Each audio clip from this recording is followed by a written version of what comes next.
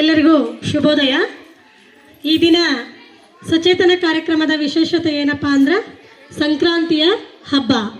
ಸಂಕ್ರಾಂತಿ ಹಬ್ಬವನ್ನು ನಾವು ಯಾವ ರೀತಿಯಾಗಿ ಆಚರಣೆ ಮಾಡ್ತೀವಿ ಅನ್ನೋದ್ರ ಬಗ್ಗೆ 6ನೇ ಕ್ಲಾಸಿನ ವಿದ್ಯಾರ್ಥಿಗಳಿಗೆ ಈ ಸರಿ ಹೇಳಿದ್ವಿ.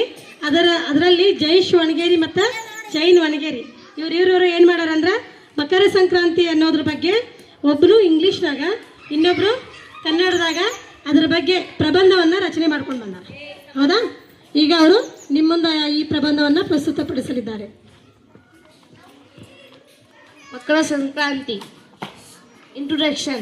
Makara Sankranti observed annually around January 14th is a significant harvesting festival marking the sun's northward journey Uttarayana into the Capricorn mark zodiacal signs signaling the end of winter and the arrival of warmer, longer days. Thank you.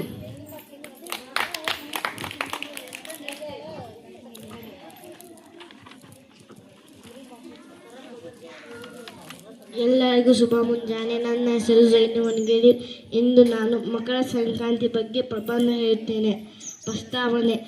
ಮಕರ ಸಂಕ್ರಾಂತಿ ಒಂದು ಪ್ರಮುಖ ಭಾರತೀಯ ಹಬ್ಬ. ಇದು ಸೂರ್ಯನ ಮಕರ ರಾಶಿಗೆ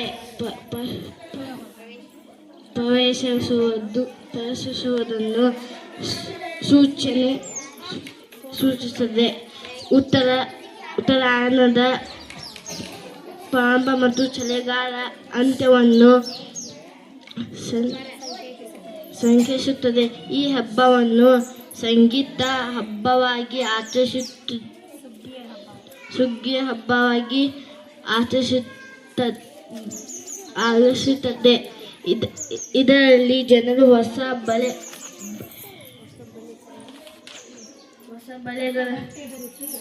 ಬಟ್ಟೆ ಧರಿಸಿ ಎಳ್ಳು ಬರ ಹಂಚಿಸಿ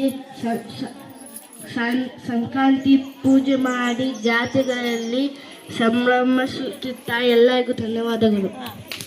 ಇದುವರೆಗೂ ಮಕರ ಸಂಕ್ರಾಂತಿ ಅಂದ್ರೆ ಯಾವ ರೀತಿಯಾಗಿ ಸೂರ್ಯನು ಮಕರ ರಾಶಿಗೆ ಪ್ರವೇಶ ಮಾಡ್ತಾರ ಅನ್ನೋದನ್ನ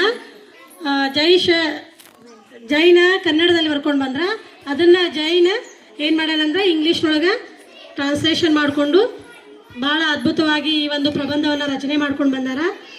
ಈವರೆಗೂ ನಮ್ಮ ಶಾಲೆಯ ಪರವಾಗಿ ತುಂಬು ಹೃದಯದ ಧನ್ಯವಾದಗಳು. Thank you.